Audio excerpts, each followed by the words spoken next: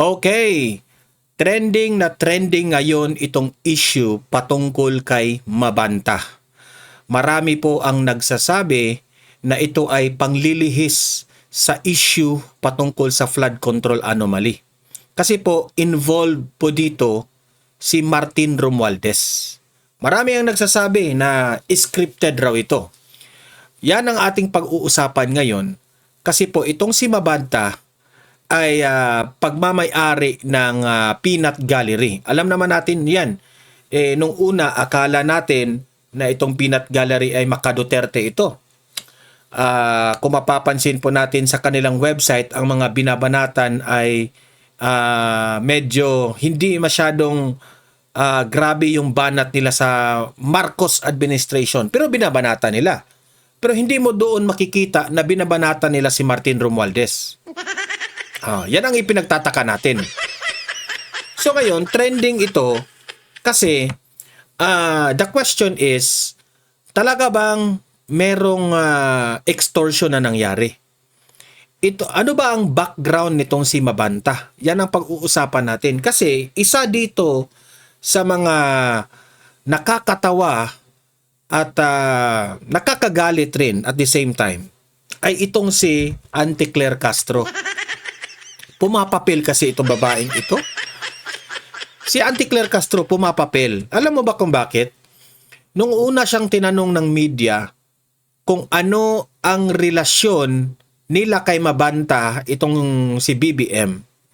Mantakin nyo, nagpakita ng picture ni Mabanta at ni Duterte.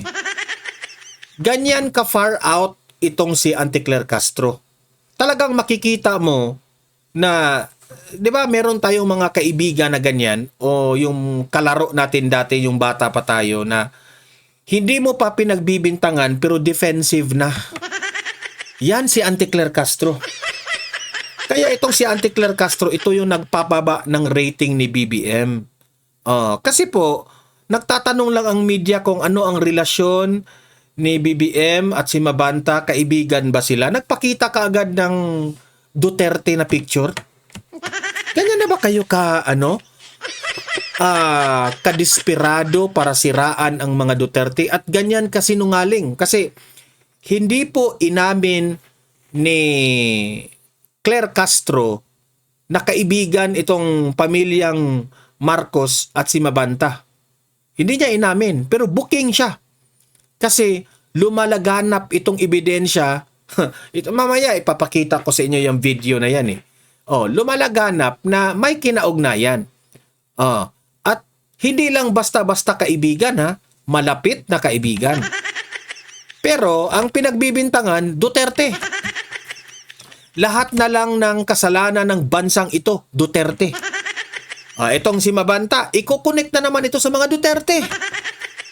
Grabe. Yan ang mga pag-uusapan natin ngayon kasi grabe itong issue ni Mabanta ngayon. Pero guys, bago ang lahat, bago natin ito pag-uusapan, gusto ko munang magpapasalamat dito sa ating mga audience dito sa Donmar TV na nagpapa-shoutout sa atin. Okay? Ito po, basahin natin itong mga view. Lakihan natin. Yan. Itong si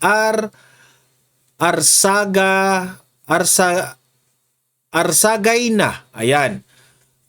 Boss, good evening.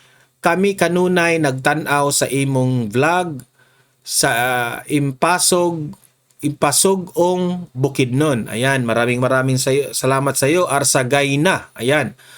June Dulantes, Donmar, good day. Malaking tulong yung vlog mo sa mga Pilipino. Magaling ang mga komentary mo. Ayan, maraming salamat. June Dulantes, thank you po. Ayan, Emilito Dilag. Hello Donmar, Tagay Agusan del Sur. Ayan, maraming salamat sa mga Tagay Agusan del Sur sa iyong panunood sa mga kababayan natin dyan. Lidel Deligero. Ayan. Hi Donmar, isa akong nagsubaybay sa programa mo sa Kabadbaran, Butuan City. Ayan, sa mga kababayan natin sa Kabadbaran, Butuan City. Kumusta na po kayo dyan? Maraming salamat sa iyong subaybay. Headed by Lidel Delegero. Ayan. Agripino Belgrado. Ayan, Sir Don Mar, araw din akong nanonood sa programa mo. Dito po ako sa Mandaluyong City. Ayan, sa mga kababayan natin sa Mandaluyong. Ayan, dati ako dyan sa Mandaluyong City Oh, nung may tinitirhan kami dyan, nung nagpe-perform kami sa Showtime, sa Mandaluyong po kami. Ayan, mga kababayan natin dyan sa Mandaluyong. Shout out po sa inyo lahat dyan. Headed by Agripino Belgrado. Ayan. Lourdes Pangilinan. Good morning. Nagbilar talaga ako para panoorin lang ang imong vlog. Good morning. Ayan, Ma'am Lourdes. Maraming salamat. Matulog ka naman. Huwag ka namang masyadong magbilar, Ma'am Lourdes, no? Ang importante ay yung health natin. And speaking about health, Ma'am Lourdes, no? Hindi po tayo nakapag-vlog ng buong araw kanina kasi po may dinaramdam po tayo. Naglaro kami ng pickleball at na-disgrasya po tayo. Ayan, kasi yung very competitive tayo ayan tuloy na stumble tayo, natumba tayo. Ayan, yung na-injured yung paa natin. Tsaka sumasakit yung dito ko. Ayan, tingnan nyo. Na-injured na naman tayo. So, talagang sinulit ko na yung rest natin para mabilis tayong ma-recover ng ating injury. Okay? So, bago natin ito simulan, no? Paki-like, paki-share muna. At saka yung mga hindi pa nakasubscribe, subscribe na po kayo. Ito yung makita ninyo itong post ni Harry Roque.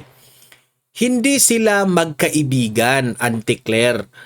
Anong tawag dyan? Strangers with memories? Ewan ko na lang. Kasi sa totoo lang, no? Si Claire Castro kasi kahit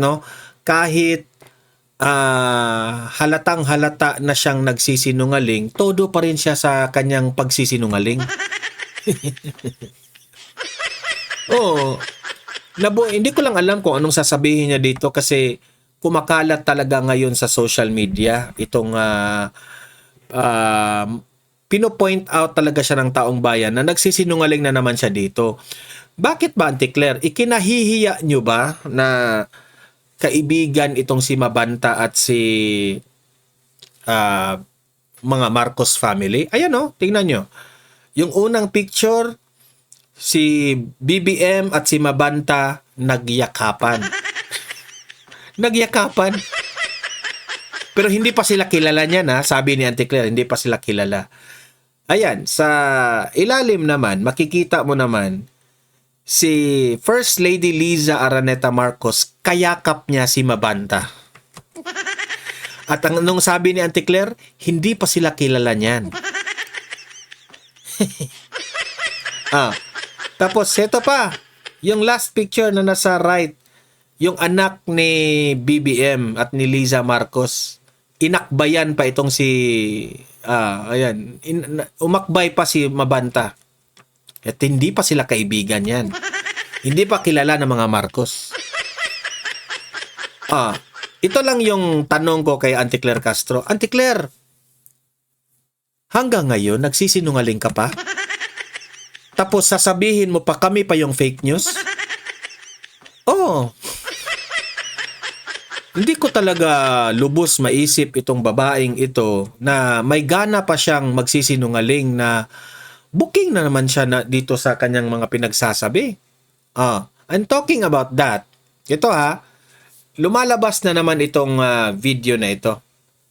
Ito panoorin po ninyo ito. Kasi po, sapul na sapul ito, kumakalat ito ngayon sa social media. Kilala po ba siya ng Pangulo dahil sinasabing may papel daw tong si Mabanta dun sa online political campaigns?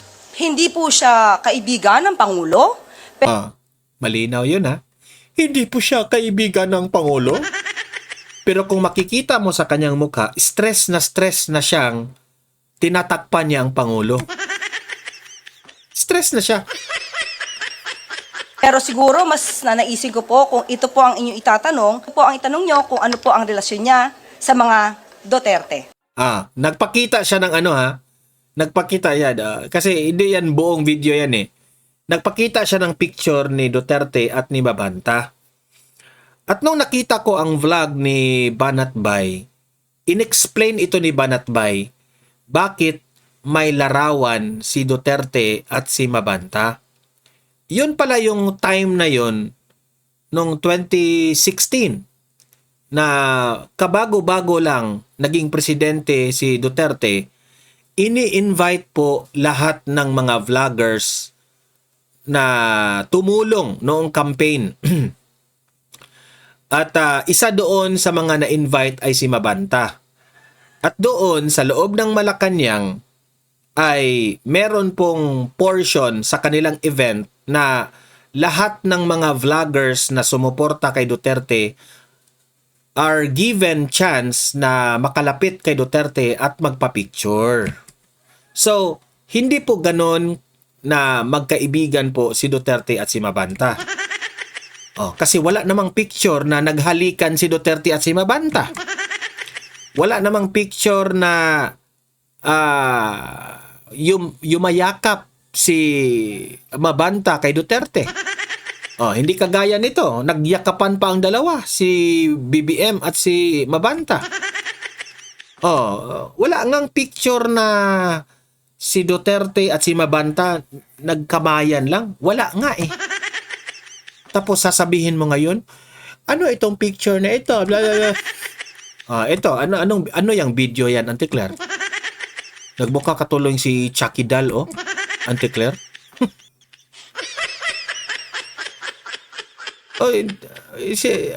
Sometimes, no, yung mga banat ni Auntie Claire, bumabakfire sa kanya.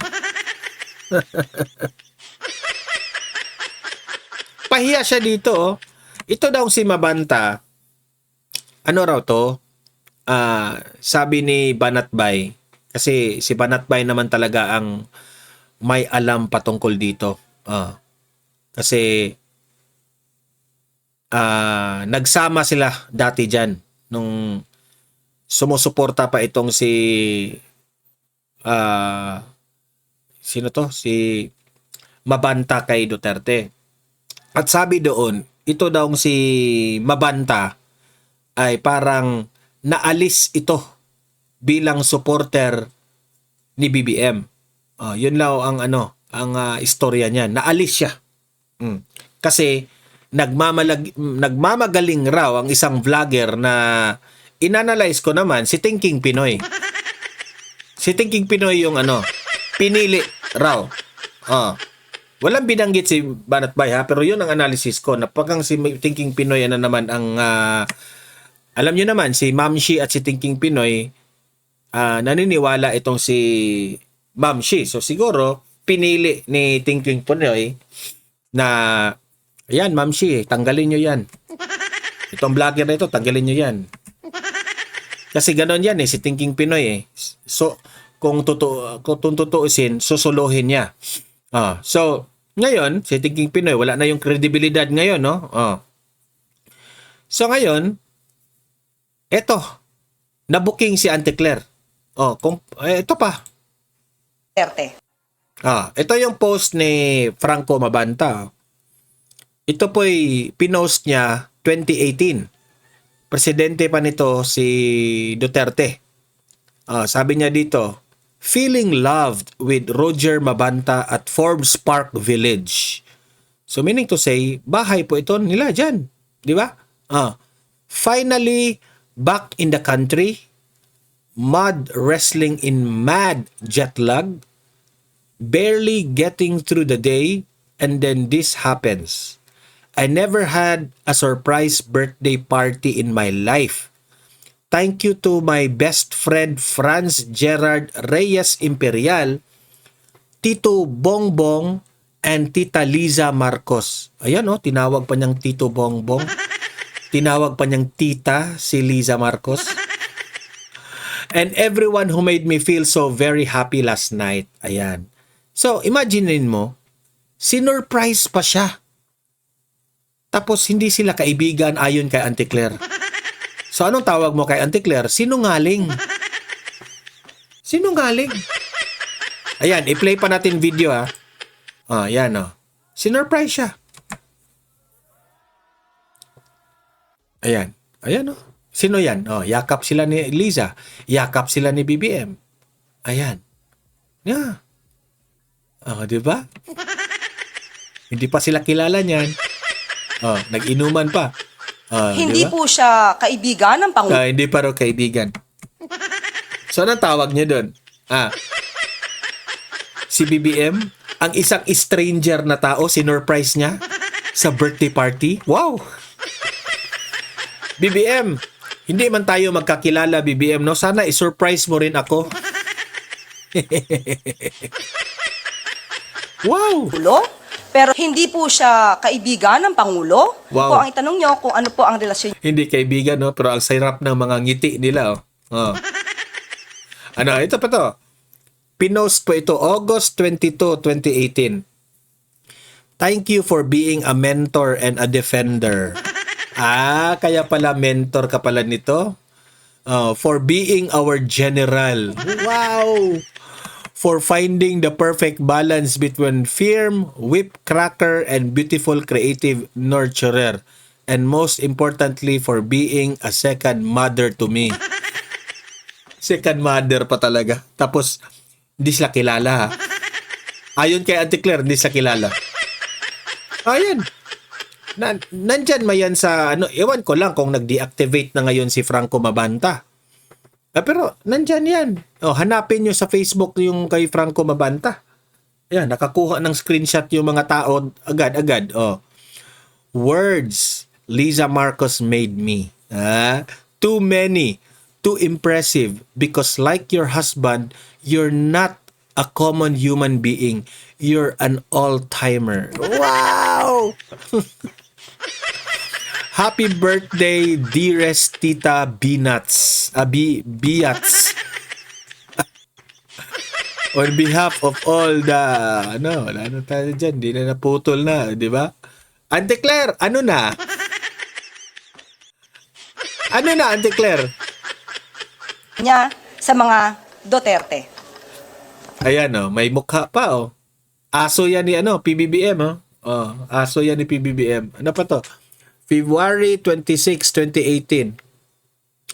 More than being brilliant, graceful, mentally and emotionally powerful, a master of federalist doctrine, physically fit, and the greatest speaker in national politics today. He's a good human being. And he's ready too, as ready as anyone has ever been. No one else I'd rather see in 2022. Kasi 2018 po ito, alam na ni Mabanta na tatakbo si BBM sa 2022. Di ba? Tapos hindi sila kaibigan yan, ayon kay Auntie Claire, hindi sila kaibigan. Kasi ito si Auntie Claire, wala kasi itong alam. Walang alam si Auntie Claire kasi dilawan pa ito Dilawan pa ito noon. So wala talaga siyang alam dito. Akala niya hindi lalabas itong mga pictures na ito at mga videos na ito. Lumabas ngayon. Kinain mo rin yung sinabi mo. Sinungaling ka. Abangan natin yung press media ni Auntie Claire bukas. Kilala po ba siya ng Pangulo dahil sinasabing pahiya na siya. Ito. Sabi dito, Mabanta, set up lang ang pag-aresto. Alamin natin kung talagang set up lang ba talaga ito, okay? Na set up lamang daw. Yan po ginigit ngayon ng vlogger, influencer at content creating platform founder na si Franco Mabanta matapos ang arestuin ng NBI sa Pasig. Kaugnayan ng umano'y mali-maletang perang tinanggap ng kanyang grupo para umano hindi ikanta si dating House Speaker Martin Romualdez. Nasa frontline. Ang balitang yan si Gio Robles. Male-maletang perang may kabuang halagang 75 million pesos ang nakalatag sa mesang ito. Ito ang marked money na kunwari ay paunang bayad ng kampo ni dating House Speaker Martin Romualdez sa 5 lalaki. Nilinaw na ng NBI raw, di umano, na yung perang ginamit rito ay confidential funds. Okay? Iwan ko lang, anong ahensya ng gobyerno ang ginamit ng confidential funds. Tapos, hindi raw kay Martin Romualdez yung perang yan. Okay? Kasi, ang sabi ng iba, bakit nagkaroon ng pera si Romualdez na sabi, di ba, ang sabi ni Ombudsman Remulla, fini-freeze nila ang bangko ni Romualdez. Paano yan? Akala namin fini-freeze tapos may perang lumabas. Ang NBI, to the rescue naman ang NBI. Hindi kay Romualdez ang pera. Ang perang yan ay sa confidential funds raw. Okay. Taong bayan, kayo nang humusga. Na nangikil umano sa kanya. Sa isang exclusive subdivision sa Pasig, nakipagkita kagabi ang grupo sa nagpakilalang tauhan ni Romualdez. Pagkakuha ng Mark Money, dito na nagpakilala ang kanilang ka-meet up na ahente pala ng NBI.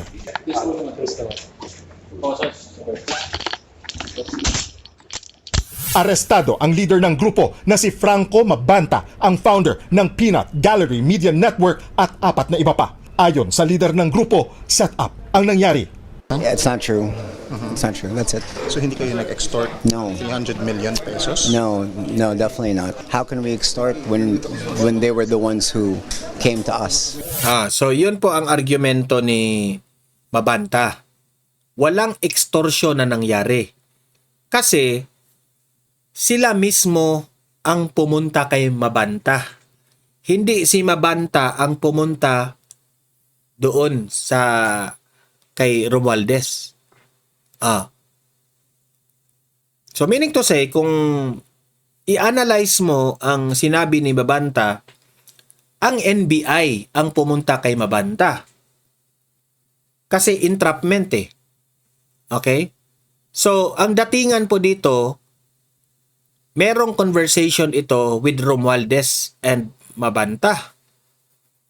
Tapos, nagsumbong si Romualdez sa NBI para gawin itong entrapment na ito.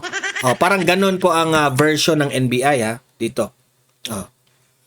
Tapos, analysis natin yun mukhang ganun. Siyempre, sino ang magsusumbong? Si Romualdez talaga. Ang tanong, ano itong video na ito? Kasi ang sabi ni Mabanta, ang sabi ng NBI, dapat magbibigay si Romualdez ng 350 million na naging 300 million na lang basing on their negotiation di umano. Kasi kung hindi raw magbibigay ng pera, may ilalabas na ebidensya itong si Mabanta patungkol sa flood control anomaly. Yun raw ang istorya nito. So ngayon, anong video yan? Gusto nating makita yan. Bakit hanggang ngayon hindi pa lumalabas yung video na yan? Isa pa yan, tanong rin yan. Ayon sa NBI, nakaraang taon pa umano lumapit sina Mabanta sa kampo ni dating House Speaker. Pero kamakailan lang dumulog sa NBI ang kampo ni Romualdez para magreklamo. 350 million pesos umano ang halaga na hinihingi ni Mabanta kay Romualdez kapalit ng hindi paglalabas ng expose kaugnay umano ng katiwalian ng dating House Speaker. Kalaunan, ibinaba umano sa 300 million pesos ang halaga na babayaran umano in cash. Nag-demand sila ng 4 tranches. So yung 4 tranches is consisting of 75 million per tranche. Meron deadline So kung hindi masettle yun, May 5, magre-release sila ng first part 1 ng video. Isa sa ilalim pa ang expose video sa pagsusuri ng NBI Forensic Team. Ang NBI po will act on evidence. Evidence-based po tayo even dito sa nangyari na to. Sinundan natin kung saan po pupunta yung ebidensya. Sumailalim na sa online inquest proceedings sina Mabanta sa reklamong robbery extortion. Dadalhin sa NBI detention facility sa Muntinlupa sina Mabanta. Si Mabanta ay bahagi ng campaign team ni Pangulong Bongbong. Ayan, campaign team raw. Ito, ngayon ko lang nalaman ito na si Mabanta pala ang nag-director nito. noong interview ni ni BBM, yung usapan ni BBM at ni sino tong namatay na si Enrile. Yung Enrile. Kasi nag-away si Enrile at si Marcos Sr. Tapos nung papunta na si BBM sa 2022 campaign, lumabas ito. Si Mabanta pala ang nag-direct noon. Marcos noong 2022 presidential elections. Kilala rin siyang taga-suporta ni dating Yan ang picture ni Duterte at ni Mabanta na ipinakita ni Claire Castro. Na halatang-halata naman na parang supporter ang dating, di ba? Hindi kagaya noon na nagyakapan talaga si BBM at si Mabanta. Sinungaling talaga itong si Claire Castro. Pulong Rodrigo Duterte. May libo-libong followers sa social media si Mabanta kung saan madalas siyang mag-post ng mga komentaryo sa politika. Yan yung time na nagsama yung dalawa. Interview, parang usapan ni Enrile at ni Bongbong Marcos. Okay? Iba pang national issue, ayon sa NBI, hindi nila pinag-iinita ng mga kritiko ng gobyerno. Wag raw halu. Di ba? Dinay kasi ngayon ni Matibag. Di ba? Si Jason Za nakulong. Ngayon naman, ito, sabi ng iba, kinulong yan si Mabanta kasi kritiko ng administrasyon. So, iwan ko lang kung totoo ba. Sino ba ang nag-instruct dito kay Matibag na bakit sunod-sunod yung mga vloggers, media personalities na nakukulong na mga kritiko ng gobyerno, administrasyong Marcos? Ng politika ang operasyon ng NBI. Kung may mga personality na tumitira reputational attacks to gain money, to gain position, dapat yun yung managot. Pero yung NBI, let's be fair to the men and women of NBI, law enforcement itong mga to. Nagbabalita mula sa frontline. Ito pa. Update to. Isang malaking drama. Analyst sa umano'y 300 million extortion case versus Romualdez. Ito, panoorin natin. At kung totoo yung sinasabi niyang video na 90 minutes. Hindi pala. Ito pa muna. Ito muna. May sabina na mula sa National Kampo ni Franco Mabanta naniniwalang mahina ang ebidensya laban sa kanya. May sabina na mula sa National Bureau of Investigation ang isa sa mga anchor ng Peanut Gallery Media Network na si CJ Hiro. Kasunod ito ng pagkakaaresto sa founder ng network na si Franco Mabanta dahil sa umano'y pangingikil kay Congressman Martin Romualdez. Nakatakda namang ilipat ng kulungan si Mabanta ngayon. Live mula sa Pasay, nasa frontline ng balitang yan, si Gio Robles. Gio, anong update dyan? Cheryl, sa mga oras na ito, time check 6:42 p.m. ay papunta na tayo ngayon sa NBI Detention Facility sa may Muntinlupa. Pasado 5:30 ng hapon kanina nang dinala na o nilipat na sa nasabing pasilidad ng NBI sina Franco Mabanta kung saan sila kumaga isa sa ilalim under custody mula sila sa NBI OTCD. At nitong Martes nga, nung maaresto si Franco Mabanta, Miyerkules, sumailalim sila sa inquest proceeding at ngayon nga ay dinala na sila sa NBI Detention Facility. Sa isang 5-star hotel sa Makati, unang nakipagkita si Franco Mabanta nitong Martes ng hapon sa mga undercover agent ng NBI na nagpakilalang tauhan ni dating House Speaker Martin Romualdez.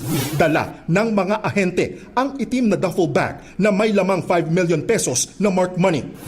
Tumanggi si Mabanta noong una na kunin ang kunwaring paunang bayad ng dating House Speaker. Nagbigay siya ng bagong address kung mantakin nyo tinanggihan niya yung una. Tinanggihan niya. Bakit kaya tinanggihan niya? Saan dadalhin ang bayad? Sa isang exclusive village sa Pasig, naghihintay ang kanyang mga kasama na may mali-maletang dala. Sa mga maleta umano, ilalagay ng mga kasama ni Mabanta ang natitirang 70 million pesos na budol money o peking cash pala na bahagi ng payoff. Sa surveillance video, maririnig ang boses ni Mabanta na kausap ang ahente sa telepono. Sir, pinatawag ko lang sir to confirm lang na tama yung tao na So, si Jimmy to sir, no? Tama. Dinala sa isang pribadong silid ang pera kung saan umano naghihintay si Mabanta. Dito na sila inaresto ng mga tauhan ng NBI.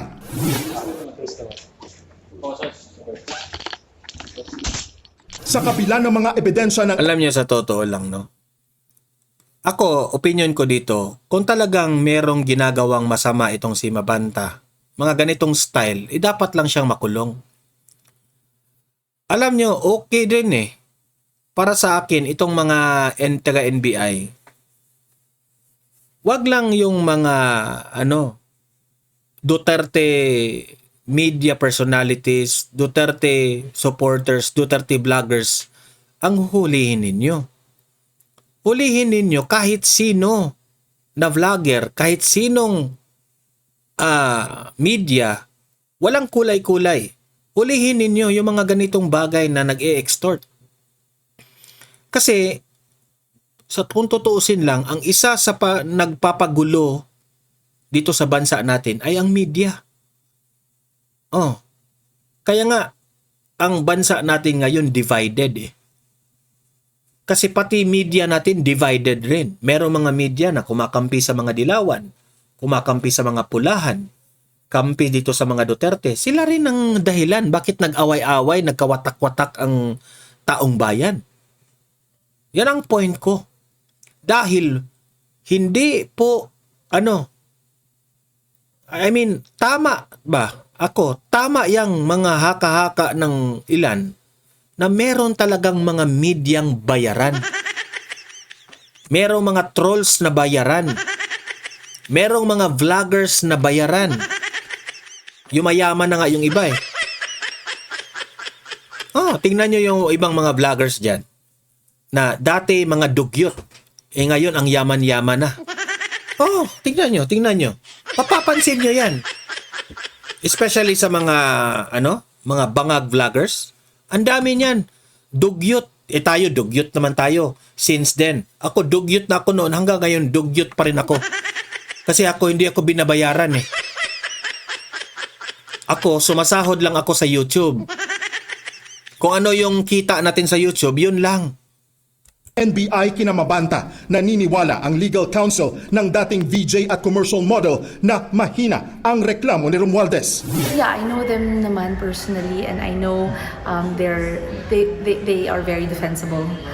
So when I got the details of the case and when I saw, especially in the inquest, it was then that all the more we became confident of our defense.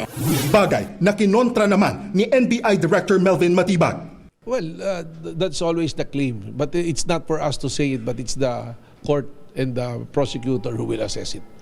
Sa panayam sa media, sana naman itong si Matibag, ipakita nyo rin ang conversation ninyo na humingi ng tulong si Romualdez.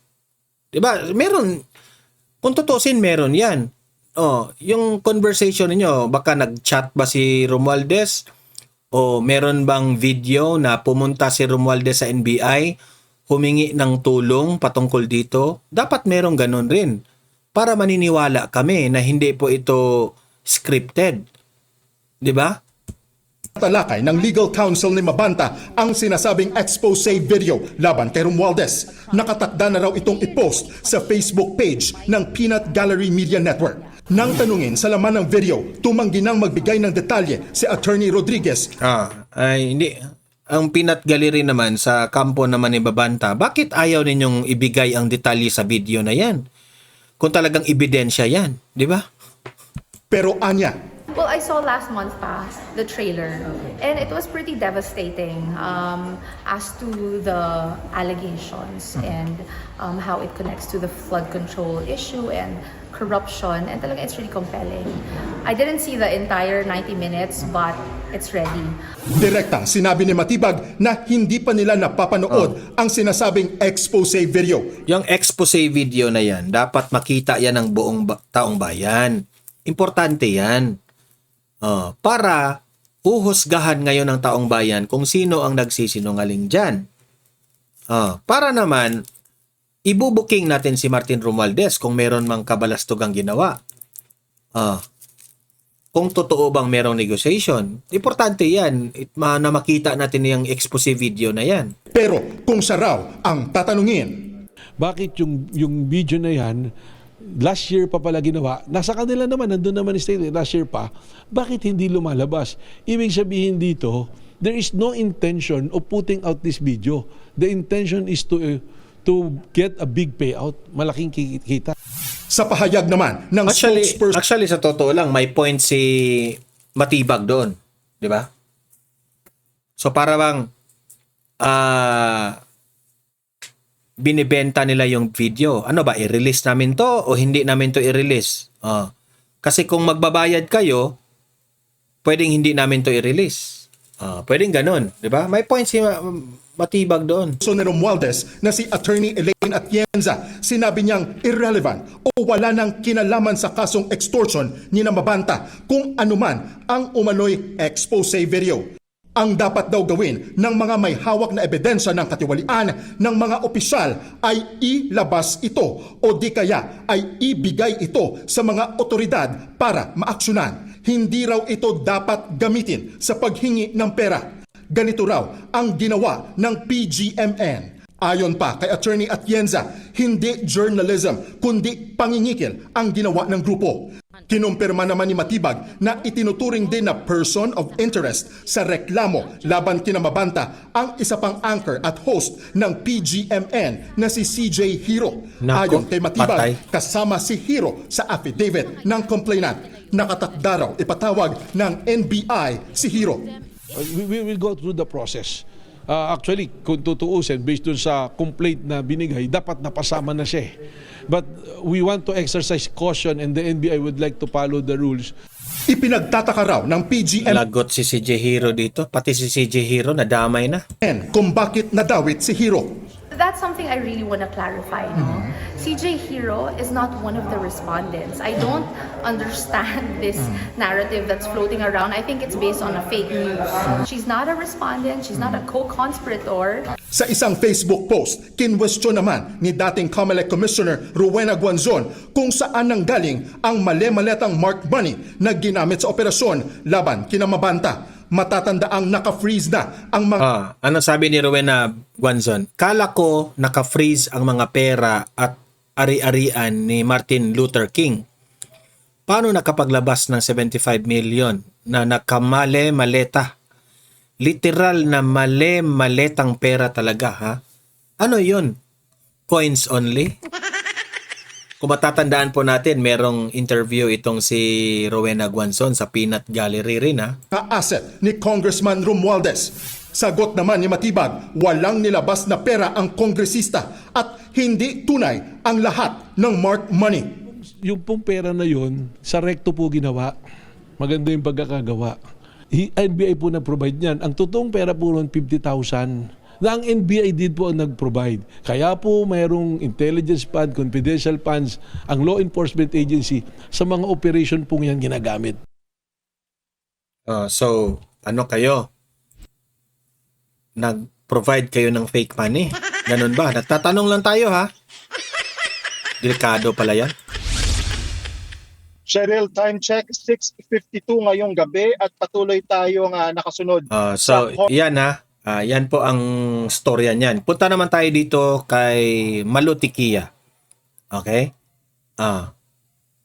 Atin pong i-analyze ito at mag-comment tayo sa reaction ni Malutikia. At kung totoo yung sinasabi niyang video na 90 minutes, bakit hindi nila ilinabas? 'Di ba? Dapat linabas na 'yan. Bakit tinatagalan? 'Di ba? So, ako naniniwala ako isang malaking drama na naman ito. Drama. Para maalis ang focus diyan sa issue ng sino ba ang mastermind. Pangalawa, sa tingin ko, ito ay paraan para ilagay lamang na ang masterminds ay si former Speaker at si Congressman Saldico. So, maraming loose ends dyan sa naratibo na nagulat ang bansa. Pero sa tingin ko, meron niyang political connection. Political drama itong mangyayari ngayon, ma'am, pag nagkaroon po ng pagdinig sa Senado kaugnay po sa impeachment ni VP Sara Duterte. Pero yun naman din talaga ang hiling ng kanyang mga abogado. Very confident, ma'am. Tsaka anong masasabi mo doon, ma'am, sa mga lumalabas po na articles of impeachment laban sa bise? Matibay ba, ma'am? Based po sa inyong analyzation bilang pong political strategist and political analyst. MJ, mahina. Mahina kay Madriaga on the count of the artwork, the check, the association. Mahina sa COA dahil hindi pa naman yun final and executory. At may pinapagawa akong study sa opisina na lumalabas. Maraming pending na ano yung ND? I forgot the term. Na hindi na babayaran, na hindi nababalik ang pondo. In fact, lumolobo ng lobo yon. Ang pinakamalobo ay sa Office of the President. So, carried from various administration. May right si BP sa Supreme Court. Maling-mali ang SALN at ang AMLAC dahil ang basihan ng AMLAC ay yung SALN ng 2007 hanggang 2026. Hindi impeachable officer ang vice mayor at ang mayor, so dapat ang kinalkula lang doon ay 3 years. Kaya makikita mo yung narrative na gusto nila, may ill-gotten wealth siya kasi magmula vice mayor hanggang vice president, lumaki, nagballoon ang kanyang pag-aari. Pag tinignan mo yung SALN, hindi nga nila tinignan yung assets. Ang tinignan lang nila cash on hand at cash on bank. Tapos, relate na nila sa AMLAC. Ano ang mali dun sa AMLAC? Transactions ang tinignan. Pinoint out na yan ng mga ordinaryong teller at bank managers. Hindi transactions ang tinitingnan mo. Yung end of the day, magkano ang naiiwang pondo sa bangko, no? Mali rin yung doon sa conditional threat, no? May insinuation pa doon na yun ang naratibo nila. She is not fit to be a leader. She is not fit to be president. She is not sane. Imagine coming up with that declaration na based doon sa video, binigay daw sa psychiatric division ng NBI at sinabi she is not fit to govern. I mean, without naming who, without showing the psychiatric record, I mean, these things, sa tingin nila, tanga ang Pilipino. Kaya nga ako nagpapasalamat kahit hindi linalabas ng mainstream media, ng ibang mainstream media, na andyan ang social media. At natutuwa ako sa bawat tapon ng House Justice Committee, ang taong bayan ang nagsasaliksik. Ang taong bayan ang tumitingin. Tama ba ito? Parang mali ito. 'Di ba? So, nakakapagtaka na sa uri ng chairperson ng House Justice Committee, hindi niya yun nakikita. Alam mo, ang nakakapikon pa dyan, she comes up with an opening statement that comes up with conclusions based on speculations. Mahirap naman yun. Abogada siya. Dapat alam niya na ang basihan ng iyong mga sinasabi ay ebidensya.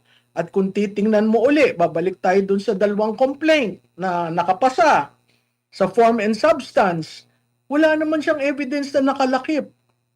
In fact, dinaan sa ilang clarificatory on probable cause yung evidence. Dapat yun nakalakip. At pag kumuha ka ng kopya, makukuha mo yung kopyang annexes. May isa pa doon, footnote lang. Yung kay Ginoong Trillanes, galing sa isang footnote. Nakita mo naman, nag-testify. Base sa isang footnote sa complaint. So, ang daming mga violations kung titingnan mo based on the Duterte ruling by the Supreme Court. So kailangan babalik ka ulit dun sa arbiter. Tama ba ito? So hindi ko nakikita na ang Senado ay mag-forthwith na i-hear the following day. Kasi ang dami pang pending issues na kailangang i-resolve bago magkaroon ng trial. Kasi kung nag-trial ka at sa kalagitnaan ng trial, sinabi ng Korte Suprema, hindi ito pwede, ano mangyayari sa trial? Hindi ba katawa-tawa? Mas gusto nyo ang tao lumabas sa kalye at sabihin, ano itong ginagawa nyo? So, siguro doon lumalabas na mahalaga pa rin ang bicameral na legislative kahit maraming taong galit sa Kongreso dahil may counterbalance na mangyayari dun sa ginawa ng House of Representatives. Ma'am, ang pinakamalakas daw na basihan is yung pagbabantaraw ni VP sa presidente. Conditional threat nga yun. Sige nga, ilabas nila kung sino yung may sinasabi sa Nueva Ecija. Dapat ang mga Nueva Ecijanos magalit. Aba, hindi na sila dati capital ng yung assassin, di ba? Nung unang panahon, pag naghahanap ka ng gustong tumira, pupunta ka sa Nueva Ecija. Abay, mahiya naman ho kayo sa Nueva Ecija. Napaka-progresibong probinsya yan. Pero yun ang sinabi ng NBI director natin. Wala namang pre-present, no? Lahat base sa sinabi niya. So, mahirap paniwalaan yon at i-contextualize nila bakit nagalit si Vice Presidente. Nagalit siya dahil sobra-sobra na ang pang-aapi at pananapak sa karapatan ng kanyang mga tauhan. Yan ay yung Chief of Staff niya, ni si Attorney Laika Lopez, at yung isa na nag-a-administer ng kanyang confidential fund. Kita naman yan, pakita mo lang yung mga videos niyan. Kasi yung pinakitang videos, yung nagalit siya. Hindi pinakita yung videos na halos hawakan ni Attorney Lopez si Vice President. Hindi pinakita yung video nung tauhan niya na tumaas ang BP, that she had to be rushed to the hospital. Walang konteksto ang pagsasalita ng NBI Director. Nagulat nga ako na ang NBI Director pwede palang mag-witness sa mga ganyan. Opo, ma'am, speaking of NBI, meron po kasing, alam ko po, nabalitaan po ninyo yung isang sikat na personalidad na nahuli sa entrapment operation. Pero sa Malacanang po, ma'am, BFF daw ni VP at ni PRRD. Ang tingin mo dun, ma'am? Ay, maling-mali yung sikon. Yan aking BFF, maling-mali siya. Sayang ang printer na colored. Tingnan mo na lang ang videos ng amo mo.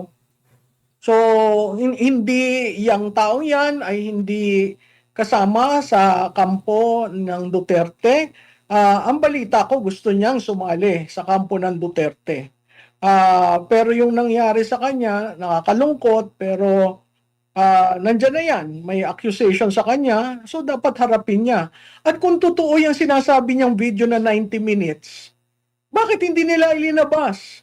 Correct. Diba? Dapat linabas na yan. Bakit tinatagalan? 'Di ba? So, ako naniniwala ako isang malaking drama na naman ito para maalis ang focus diyan sa issue ng sino ba ang mastermind. Pangalawa, sa tingin ko, ito ay paraan para ilagay lamang na ang masterminds ay si former speaker at si Congressman Saldico. So pareha tayo ng analysis with Malutikia na itong mga lumalabas na issues ngayon patungkol kay Mabanta, panlilihis na naman to sa issue. Kasi alam naman natin mainit yung pangalan ni Martin Romualdez dito sa flood control, di ba? Di syempre, pumutok na yung issue na yan. Ayan, tutukan na naman ng media yan. Di makalimutan na naman si Romualdez niya na siya yung tinuro na mastermind. So, kayo mga audience dito sa Donmar TV, ano ang analysis nyo, ano ang comment nyo, reaction nyo, ilatag nyo dyan sa comment section, babasahin natin yan. Sa mga hindi pa naka-like and share, mag-like and share na po. Sa mga hindi pa rin na nakasubscribe sa akin kasi first time nyo dito, subscribe na po kayo kasi libre lang ang mag-subscribe sa YouTube. Walang bayad yan. Updated pa kayo sa ating mga balita. Okay? See you in my next video. Have a great day. Have a great night. God bless po sa ating lahat. Mabuhay ang Pilipinas and God save the Philippines.